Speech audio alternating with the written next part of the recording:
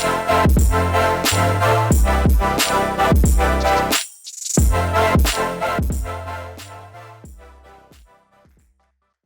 up, guys? Welcome back to another episode of 4 to 4. Today you got me, Matt, and Callaway. No specific guests today, but just to get us kick-started, let you guys know we're going to be looking into the latest NCAA rankings as the men's game is coming to kind of a close or approaching playoffs. We're going to talk about some of the Noezy buckets, top of the week, because those have been pretty interesting. And then also, as usual, we want you guys to go to eastcoastvolleyball.com, check out our merch. We have a long sleeve warm-up there that has been sweet. You could have seen Callaway debuting it at the VLA Cup, a couple other places, and go check our Instagram bio or any of our bios to go check it out. Again, www.eastcoastvolleyball.com, and check out all their gear. It is sweet. All right. What's up, guys? How's it going? Doing great. Living the dream. Yes, that's what we're all doing, living the American dream. Yes, and Except you, also Brandon, you're living the European dream. literally The German dream. The German dream. The old Das. Deutschtraum. The old Schwan. Deutschtraum. Callaway, again, I think we mentioned it on one of the last podcasts, but again, congrats on your future fatherhood. For people listening, Callaway's soon to be a dad, so I wanted to give him one more congratulatory shout out. Thank you. All right. Thank you. Let's jump into it. Pete, I say you take head honcho here, seeing as how you are currently a coach, as everybody knows, in the NCAA, and your team is currently ranked as of late, and you guys have been ranked pretty much all year, which is sick. So why don't you get us started with the NCAA rankings? Yeah, well, so we are ranked kind of middle of the pack right now. With what our record so far, I agree with where we are. We're ninth, but let's go ahead. We'll start at the top, all the way with the top dog being and guys, this is actually one of the closest that I've seen. So one of the reasons I wanted to go through this is because right now you have the top 5 teams are all receiving first place votes. Okay. We've got UCLA coming in at number 1 with 8 first place votes. Penn State at number 2 with 6. So 2 votes. There are only eight total points behind UCLA. So you have a 1 and 2 right now that's that close. And not only, it's also, yes, mine and Callaway's alma mater, but it's an EIVA school. When was the last time that happened? Probably in like 08 or 09 when Penn State won it. But yeah, it doesn't happen. Holton Anderson. Yeah, right. With that team. It's rare that happens, an East Coast team being that close. But so you're 1 and 2, UCLA, Penn State, 3 Long Beach State, 4 Hawaii, and 5 Southern California. And they are all within 39 points of each other total, those 5 teams. So what do you guys, let's go ahead and stop there. What do we think there? Do you guys have any thoughts on that initially? Callaway, I'll let you die first. I got a couple of things, but I'm going to let Callaway take a stab first. All right. It's definitely a pretty tight-knit pack. I think it's interesting that Long Beach State has 1 first place vote, and then Hawaii and USC have 2 each following them. Right. But I don't know that. I'm not like watching these polls every week since I've been in college or anything like that, but it is a really close looking poll. And I don't know. Last time I think Penn State was ranked that high was preseason, the year after Pete left. We were looking to be pretty good, and then we started off the year like 0-6. But we had that nice 2 rank in preseason. Well, I agree. It is crazy, all 5. Well, it's not crazy, but the top 5 having first place votes is really good, shows good competition. I will say all the teams in the top 5 only have 3 losses. So the only difference maker right now is kind of in wins and I guess kind of who you've played as to where those ranking goes. So I feel like the first place votes could be scattered. But what caught my eye, and especially Peter, when you said it, Penn State has been ranked kind of high before, but the last time this close to playoffs that they were like top 1 or 2 in the country, you're right, it was like Holton Anderson. Yeah. So that begs the question, does Penn State's smaller roster this year have like a Max Holt, Matt Anderson? Obviously not the 6'9" or 6'11" aspect of it, but do they have players at that level? Obviously, I know Brett Wildman was in with the national team. I know Cole Bogner's been, I don't know if he's been in with the national team, but he's obviously one of the best setters in the country right now. Cal Fisher, an undersized right side. So it's like, I'm interested to see what those guys do after college, since like you said, it's not big. It's not normal for, like, at Long Beach and Hawaii, you're always going to see the big names, but it's like for an East Coast school to be where it is, it's like, draws my eye to it. Yeah. And I mean, honestly, like we played against Penn State early. It was early in the season. I'm sure a lot's changed, but Penn State was just so steady and consistent, and they are just such a great team overall. I mean, honestly, dude, the Easy Onu kid that they've got in the middle is an absolute freak. I think he's still pretty young, so I think he's still maybe like learning some things, but that kid is so athletic and just he's a wild he can score. Yeah, and if they can pass and they're in system, which that team does a great job of that, like they can run him and he'll just get them points. So I mean, in terms of maybe a Max Holt, like kind of, I don't think he's as proven as Max Holt was at that time. But yeah, I mean, I think definitely in terms different of talent, styles, but caliber of player is up there. But like I think in terms of talent, he's, like I said, he's not as proven as Holt was at that time. But in terms of talent, like that kid's a stud, man. And then they've got like a great team all around. Everybody's great at what they do. And I mean, like you said, Wildman and Bogner, and then they got Fisher. So they're a good overall team. Their camaraderie is strong for sure. I will play together for years. The last thing that kind of caught my eye, Hawaii in fourth, I think is fine. Like, I mean, I don't think that they're not nearly as impressive as they were. I don't think they're winning it this year. Like, I don't see it. But I will say, I feel like USC has been, up until now, they've been kind of like underrated throughout the season. Like, they were whomping teams and they were still getting like barely in the top 10. And now they're seeing rank 5. But like, dude, USC's fucking good this year. Also, shout out our boy Lucas, who played with us when we played against out of system guys in a little pickup in Maryland. With the dirtiest float serve in grass. Yeah. He's out of USC, but they're really good this year. They have a really strong team. Yeah, USC is solid. UCLA is solid. I don't think that they've played each other yet, so that's going to be a good match down the stretch. I think they play late, so that'll be one. It'll determine a lot nationally, but it'll also determine a lot within the conference. With MPSF there and in that conference with us. Hawaii and Long Beach State, like neck and neck right now. They're in the Big West together, and Long Beach is really good. We played them preseason, and they were missing one of their top middles, and they were still. I mean, their outside is sick. The European dude that they got, yeah, the Bulgarian kid, fucking freak. Yeah, he's gonna own the NCAA for the next fucking 4 years. It's gonna be his bitch. Yeah. He can score. And then they've got like good finesse players behind. He can score at will. Pretty much, man. I mean, whether it's blocking, serving, or attacking, obviously, but they've got a very good team. They've always been ranked. They've been in the top 5, I think, all season. So I think so. Yeah, they were. I think you're right. Yeah, I mean, they always get that upper ranking. I mean, they always start off high because they finished their last season fucking running up or winning. So, right.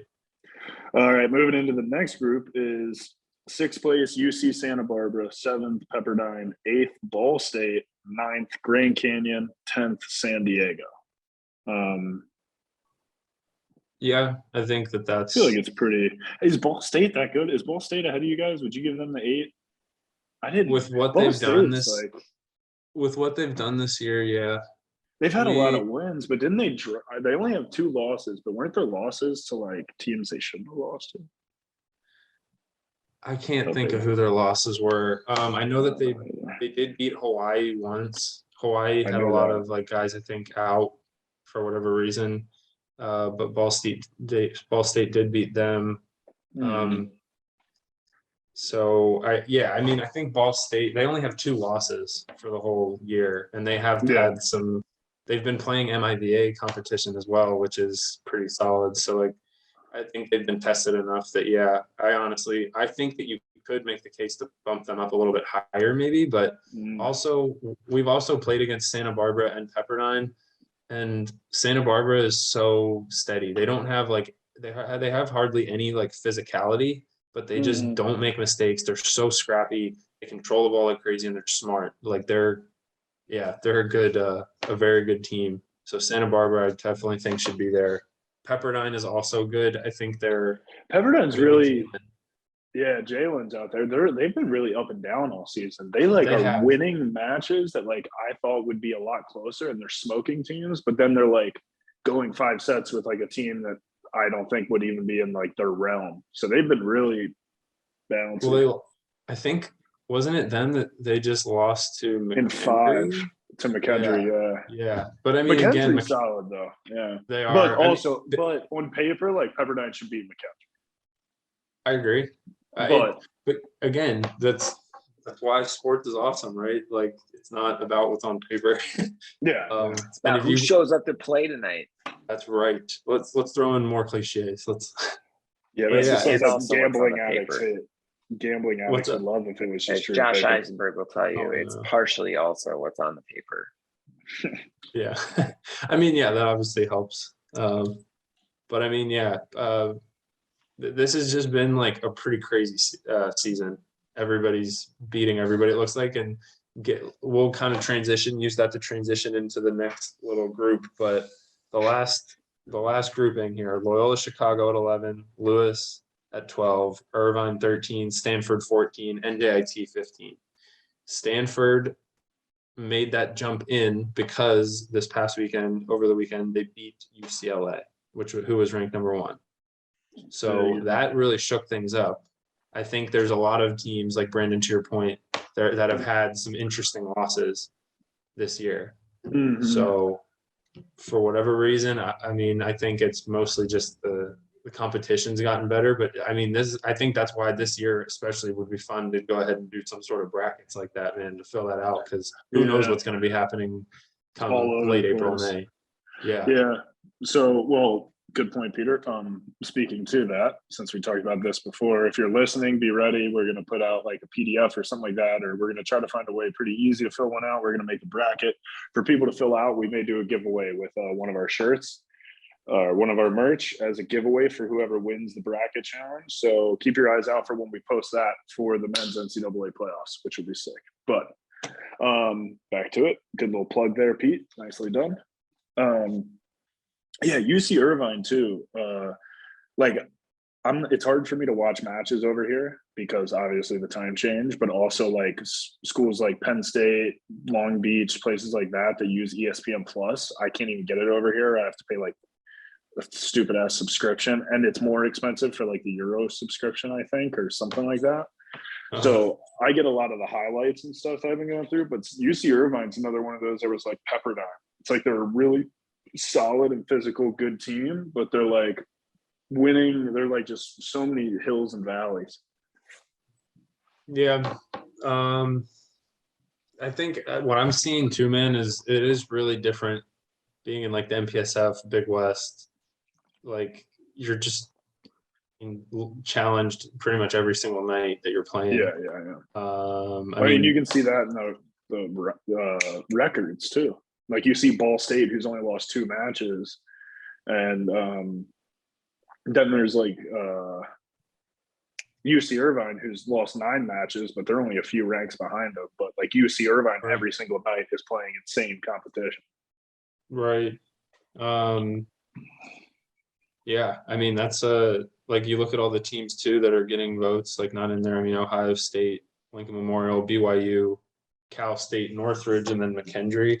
But I mean, BYU, I know that their record definitely doesn't show it, but they're not a bad team. Like they do have talent. They've got that Gardini kid can score. Like again, he can score, but he's like the 6'9" kid with international experience, so he can hit these insane shots because he's big, but he plays smart too. So And we used that if we really wanted to the Noezy buckets, but he was nominated in there, right, with his top goals. So, I mean, yeah, good player. And I think they have their setter's a freshman, so I think he's still like learning and figuring it out. But I don't know that teams are necessarily going to want to be playing them in like conference playoffs or anything like that. So, yeah, I mean, it's just a very deep competition, I think, this year for sure.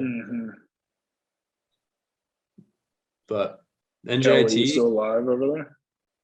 I'm alive. I'm just thinking about things. Well, I was thinking about like when I was in school and even just looking at this now, I'm sure there's teams on here that you just like, yeah, they're definitely not going to win the national championship this year. Because like maybe it is a rebuilding year, like they're ranked, they're competitive, but there's definitely like a tier of teams in the ranked teams that are like, that team could get hot and win a national championship this year. And there's other teams that are not. And like, honestly, I think my senior year, like no one would have been like, yeah, those guys are gonna win, you know, but we took Hawaii to 5, you know, gave them a run for their money. But, you know, I felt like that, like as a Penn State team, that was one of our years where like we might have been ranked, but going into the tournament, people were like, oh, Hawaii will take care of them. Or like, if not them, Ohio State will for sure. But that's what I've been thinking about. Yeah, have there been any like surprise like teams like throughout our careers like that you could think Like that you guys could think of? Like a major shock, like probably not. Like pretty much every team you would have been like, yeah, that they were like one of the 3 that would have probably won it. Yeah, that is true. I've kind of noticed the same. I mean, like, it's just so hard in the NCAA when you get to teams like that, like a Long Beach, a Hawaii, or even a Penn State. Like, there's just so much more pull for players. Like, they're going to be pulling more than that. Like, when I was getting recruited, they're pulling way more than what Grand Canyon was pulling back then. But now Grand Canyon's got like a crazy good rep. They have like sick like benefits to being a student there, because that's another thing that comes into play huge, is like obviously academics, but also like you're recruiting a 17-year-old that is about to get like a dick ton of Nike gear in a bag in a week after they arrive on campus. So like, as much as like you'd like to say that that's not a big influence in your college decision, a lot of kids probably do take that into serious consideration. Like, they're not going to go to like a Charleston where I went, where you're going to get less stuff, when they could go to a Penn State when you're going to get like a sick like film room, a sick locker room, the same gear, if not better. And like, you know what I mean? I think the biggest thing really is the name. Like, yeah, in I think UCLA, team Penn culture State. is a huge thing as well. Like if you, and like just the kid too matters, like the recruit matters. If they just aren't vibing with the team, then like sometimes it's unfortunate. They can be a really talented player and just not vibe with the team like that. That's probably the number one reason people don't go to whatever school. Yeah, I'll agree that that's which the is reason the that they reality, don't but go there. But the reason why a lot of guys do go places, I agree, has a lot to do with the name. Because also when you're getting recruited and you're doing a sport, like if you go to your parents and you're saying, I'm looking into McKendree or again, like Ohio State, like, well, Ohio State's going to give you a better degree. Like, go to Ohio State. yeah, your friends are going to be like, dang, dude, that's sick. You know? Exactly. There's also that comes in. So it's like all the Long Beaches and stuff, it makes it harder for a UC San Diego or a Santa Barbara to get in when you have Hawaii and UCLA coming in to recruit the same kids. Like, I don't know. It makes it weird. Like, professionally, it's like, bro, whoever's got a winning team or is going to pay you the most money is where you go. So like the fabrications and switches of good teams and bad teams is so often because one club's like, I'm going to take 2 years, save money, and I'm going to pay a guy a dick load, and we're going to have a really good team in like 2 years. And like in the NCAA, it's not like that. They just recruit year to year and try to always get the best players. So, I mean, but because they don't have a ton of scholarship money, there is like a little bit more of like the financial part, I think, that comes into play, because some schools maybe already used up some of their scholarship money and now they don't have enough. Like, but my original question was going to be like, did you guys not get like starstruck by like, if let's say a certain school would have like an Ohio State? Because I took an official or an unofficial visit to Ohio State. And I kind of was like just starstruck by that too, because it's like this huge school that like I always saw on TV, like for sporting events, and like I kind of had that with like Penn State and Ohio State a little bit when I went on visits there for sure. Like just being like, Definitely, oh dude. my goodness. Did you Walking guys feel out on that? the field at Penn State, bro. Yeah, That was nutty, dude. unreal. I'll never forget that for sure. That Like a was white out unreal. recruiting trip, you're like, yo, I'm coming here, dude. Yeah. Yeah. Like That's that was sick. like that's Wow. early on in the trip, bro. And you're just like, I'm ready. Let's go. Yeah. This is a cool place to be. You- Definitely. you- And I'm sure I would have felt a very similar thing if I like went out, if I ever visited like UCLA or Pepperdine. The campus would have just like rocked me, and it would have been really cool. Right. Dude, But I would have been so easily influenced by that. It's honestly good that I didn't get recruited bigger. It's good that Charleston was my only Division I offer, and it was like Division I. But I mean, EIVA was my only Division I offer because, dude, well, one, if Penn State came to me, I would have signed over any other school. Penn State was my dream school because my dad's a huge Penn State fan, as you know, Peter. Like he had a big fucking cut, like wood or a cardboard cutout of oh my God, I'm the worst human ever for forgetting his name. Holy shit. The head football coach, dude. The head football coach, the legend. Not Sandusky. yeah. Don't go there. Who are you talking? what?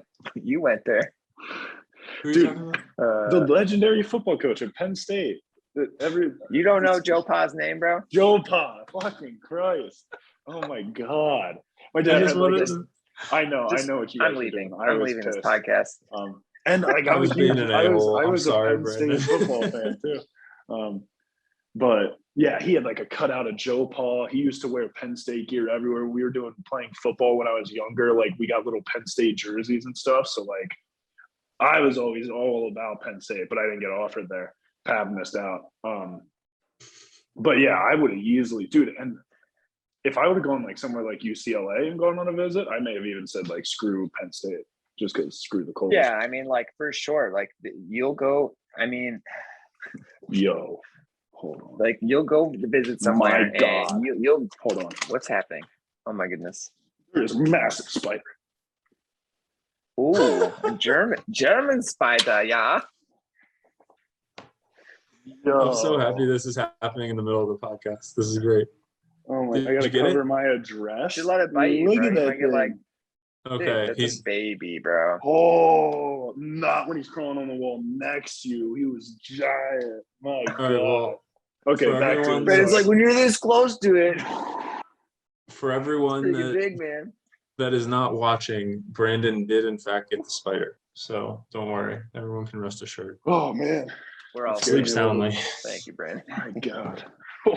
Oh, back So to I it, have but no yes, idea what I was talking about. we were talking about the influence that it has, like when you go to Oh, visit yeah. somewhere and stuff. Yeah, like you'll that. like if you love your first visit, you might pass up on like the best school for you just because True. of that first shock experience. So like I remember, and like the coaches at Penn State killed me for this, and like even I beat myself up about it. Tom Jeschke is a good buddy of mine. We played in high school, and we went to Penn State, and we both were like, "Yo, this is the place. Let's go." And I was like, "Well, I don't know, man. Like, let's check. Let's go visit other places as well, just because neither of us got offered scholarship money, and that was like a massive factor that neither of us, we would have to pay out of pocket out of state." And I was like, "Well, like I don't know if I can afford it. Let's go check out other schools and see what they have to say." And we did. He got to visit Loyola, and just like absolutely, that was the place for him to go. Obviously, won 2 national championships, but that's like an exact story of what we're talking about. We could have just both been like, bam, Penn State.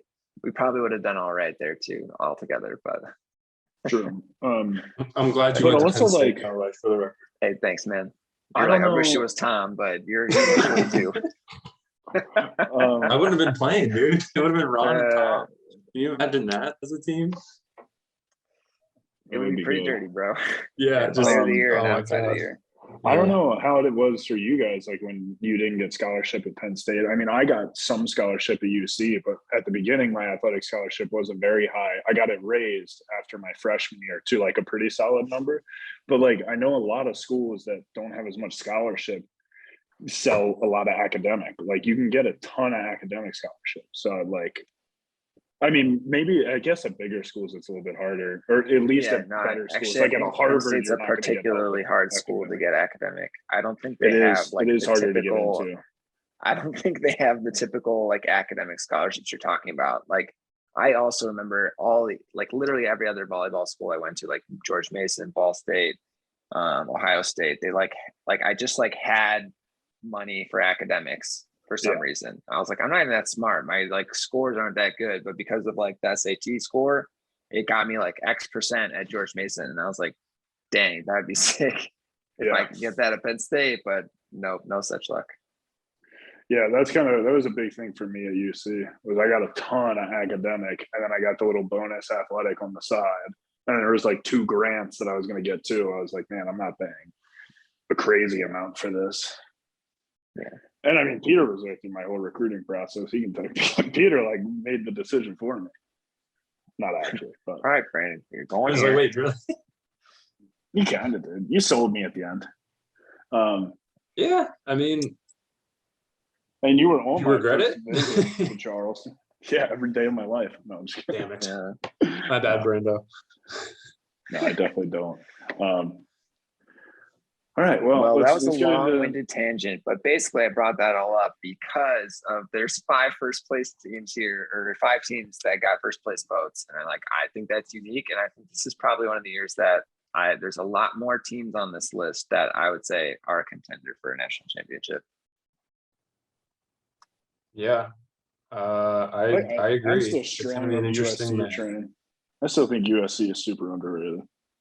Yeah, But- no, that's what people are saying on like Volley Talk and stuff. Oh man, well, Yeah, we had what's his name?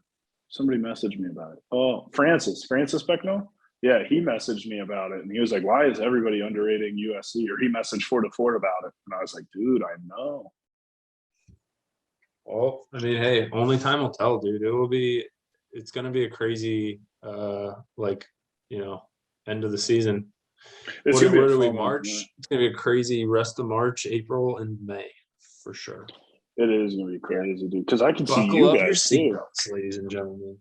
Like I'm scrolling back through it, I Buckle can up. see you guys like Grand Canyon. I can see you guys smacking and upsetting some of these teams that are ahead of you right now. I hope so, dude. It's gonna be fun. It's gonna be So right now, the only team that's left on our schedule that's ranked ahead of us is USC.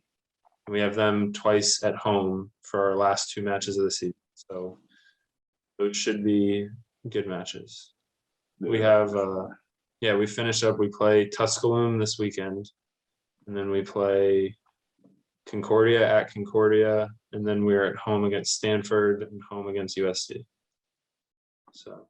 Have you played Jalen this year? Have you played Pepperdine? Yeah, we split with them. We lost the first match 3-1, and then we won 3-1 the next night. How'd 2 Jalen do days later. against you? I think he did better the first match, but he did okay, like overall. I mean, we basically, like, he just is such, I don't want to like say exactly what we did with him, but yeah, we were just Don't kind of want to like, give him the game plan. Yeah. we were just like, dude, he's a freak athlete. Like, he's probably gonna get some kills. Like, don't let it get to you. Like, let's just do our best, execute the game plan. 50-inch vertical. He can hit some line. He can hit some cross. He's gonna smash it. We're fucking screwed, guys. Fact. Can you imagine if Pav ever walked in? Guys, we're in summer. We're fucked. We're skipping film because you know what is on there? It's us getting fucked for the next 4 hours.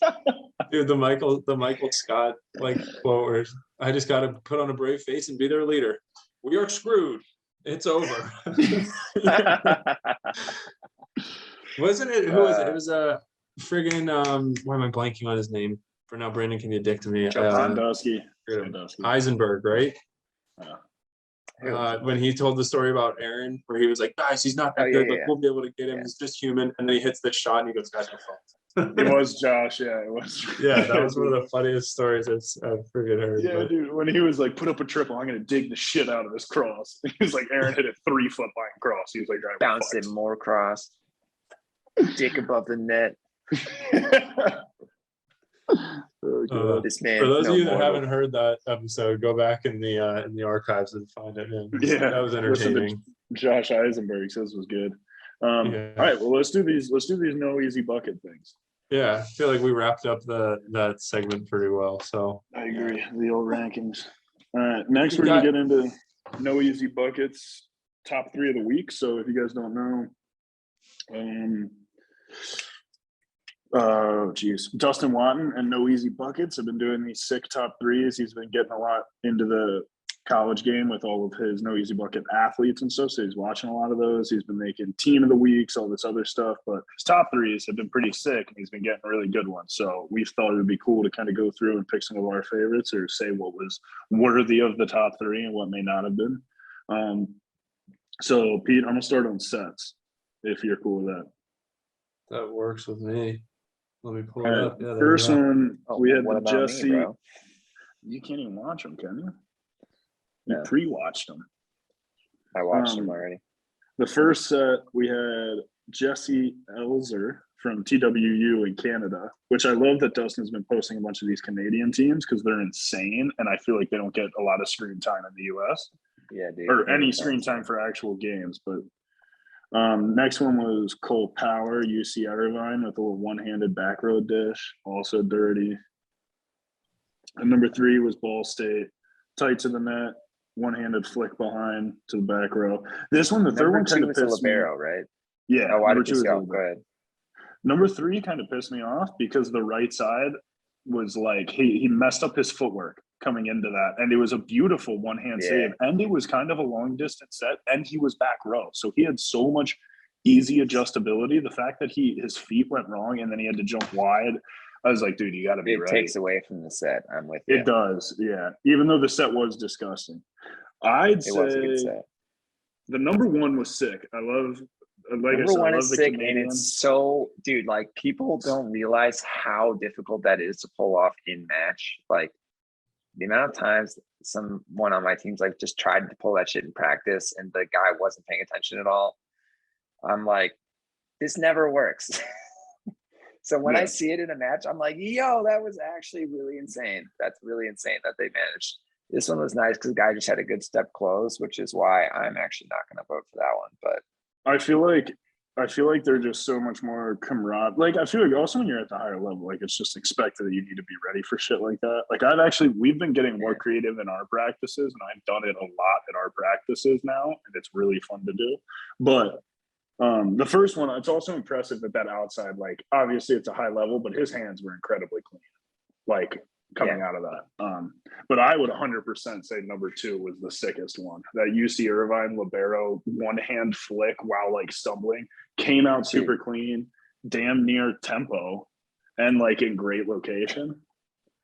The more at first I was like, oh, that was an accident.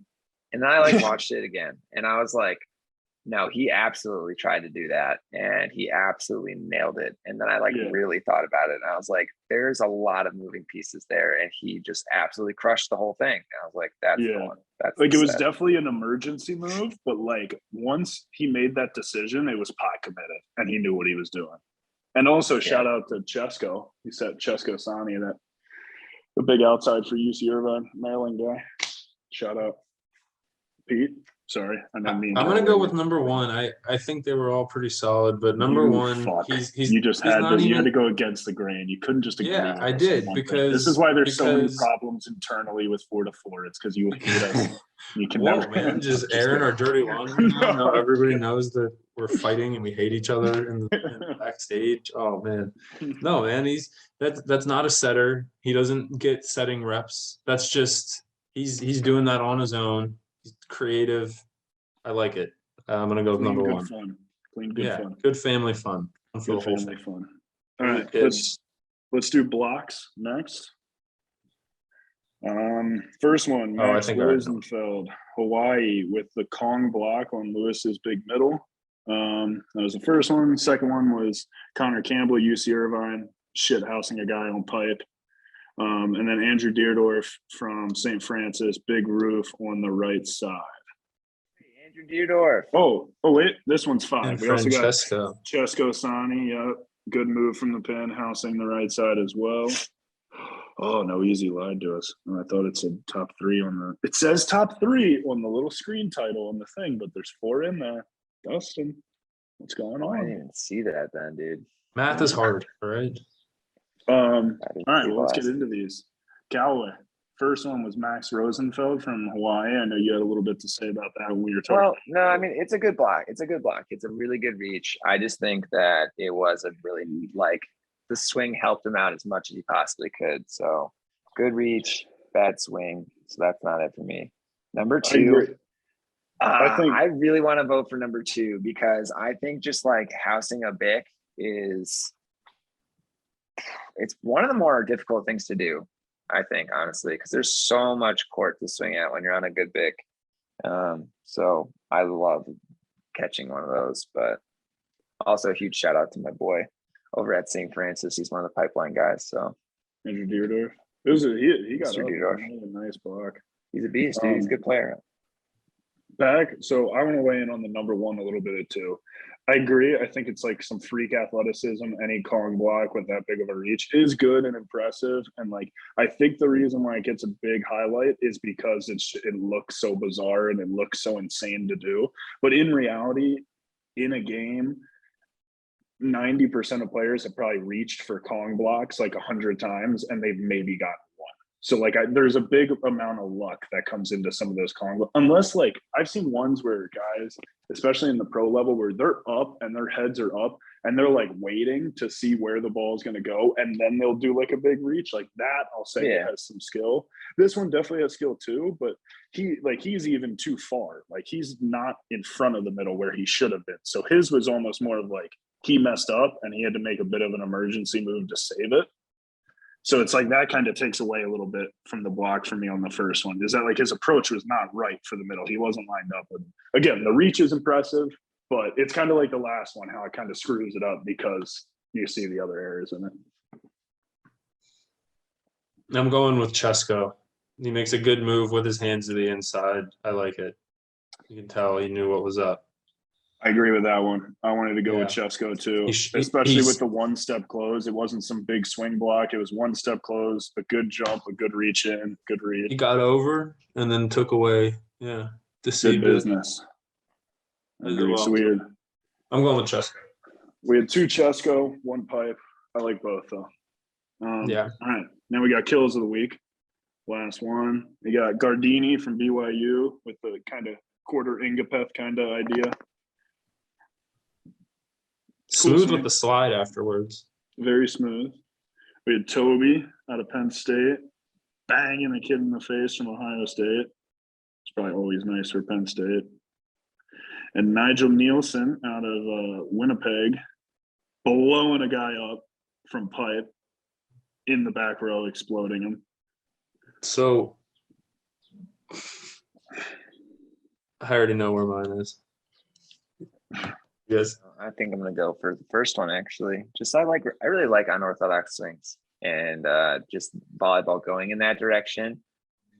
Like obviously it's not the way to do, but sometimes like learning those skills that were once deemed just like a waste of your time can obviously come into play in a match and save your butt. So I like it. I'm going with the last one. I love that he great swing from the Bic, a good deep swing. It hit him in the face, but then I love the Canadian response of like making sure the guy's okay. Like, you know what I mean? There's this very stereotypically polite people, very nice. Or like, oh, sorry about that. Like, you know, and like genuine, like, you know. I know that's solely the reason why you picked it. It didn't matter. 100%, man. You double check. It's good sportsmanship. It's Canada being Canada. I love it. I like that. Yeah, I mean, I think that this one was the best out of the three that we watched. Like, was the most even keeled. Like, you know, the sets, there was like, we had some discrepancy in the last one. In the block, we had a little discrepancy on the first one because of some error. I feel like all three of these are super clean and just really good. Obviously, Gardini's is a little bit not clean technically, but for the unorthodox approach and kind of the offset for him to make that adjustment is sick. I'll probably go Gardini on this one because I'm the same as Callaway. I kind of like the wonky like adjustment, kind of shows crazy athleticism, but I also like the Toby one. The good face shot's always good. And same with the last one. Nice face shot. I just love the apology. What's up, guys? Thanks for tuning in. I hope you're enjoying the podcast. I just wanted to take a quick minute to thank our sponsor, East Coast Volleyball. They are currently selling 4-to-4 merch. So if you want to get your very own long sleeve, lightweight, perfect for warming up for any sort of volleyball event or just lounging around, it's awesome. Really, really great shirt. And I like the style too. If you want to get your very own, go check them out online at eastcoastvolleyball.com or on Instagram at ECVCHO. Little commercial break there, kind of right before we wrap up. But Peter, like the old sorry guy from the back pipe.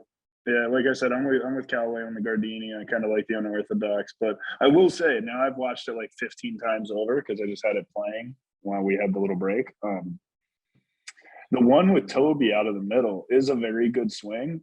The libero takes a step in trying to kind of avoid the bounce, and Toby makes a really good middle swing. So the face shot, while good, was kind of libero being a little too far sucked in. Like if he would have stayed back and just held his where he should have been, I think he could have dug it, or maybe not dug it. He probably would have gotten blown up still, but it wouldn't have been in the face. Well, that's why you always swing deep, kids. Everyone True. thinks the bounce, it's sexy, but no. Getting results is sexy. Yeah, the face shot's even Swing- sexier. Sure. Swing deep off the high hands. It gets you kills. And Definitely Peter actually lit me up one time when we were playing triples back row, and I thought he was going to tip. Like, I'm not good at getting tips. Like, I can either dig a ball and have my heels, dug in, or I can get the tip. So like, I'm deciding pretty early which one I want to do because I'm slow, guys. I'm a big slow middle. And I think it was like 2 points if the tip fell within the 10-foot line. So I thought Peter was going tip. He must have seen me just running up like a fucking deer in the headlights, and he just blew my head off. And I was in Jay was just like, "What the hell are you doing?" And I was like, "I deserve that." I don't really remember that, but Yeah, well, it hurt my face, okay, and I wanted an apology. I hope I had the same sportsmanship that the Canadian guy had. I hope. I can only know, right? Oh God. Goodell probably gave you shit for it too, unless he was actually, even if he was on your team, I bet. Yeah, no, it sounds like something Goodell would do. So He did it. He could do that to anybody, though. Oh yeah, he would do it to anybody for sure. You were never. I never got special treatment. I don't think anybody did. That's so funny. Well, yeah, sweet. Again, like we were saying kind of before, the top threes were good. They're fun to kind of look into. So if you guys are curious, if you're watching, they're going to be, you will have already seen them. I'm going to make sure we put them up in the actual YouTube video of the actual podcast. So if you're only listening, you can go check them out there. If you just want to go see them, you can go over to Noezy Buckets or to Dustin Watten's page to find the way to get to Noezy Buckets. And he does these top threes every week. They're pretty sick. I like them. He's gotten some really good ones. He really dives in and gets the good stuff. So I like that. Maybe we'll review a few more in the future. Yeah, down. I enjoyed. But other than that, I'm pretty much set. You guys all right? You got anything you want to leave off on? It's a good show, boys. No, check out the NCAAs for men's volleyball, man. I think it really is going to be pretty crazy. See the end of the season. So yes, sir. Well, thank you guys for listening. Our next episode is going to be out next week. Sorry, we know we've been a little inconsistent. Had a lot going on recently. So, but we are going to get consistent in posting one episode every single week from here on out. So make sure to keep up with us. We're going to be keeping up with stuff going on each week within NCAA, international, men's, women's, whatever we hear, we're just going to talk about it. If you want to hear something else, comment it. Again, go check out East Coast Volleyball, www.eastcoastvolleyball.com. And check out our merch, check out their stuff. And thanks for coming on, guys.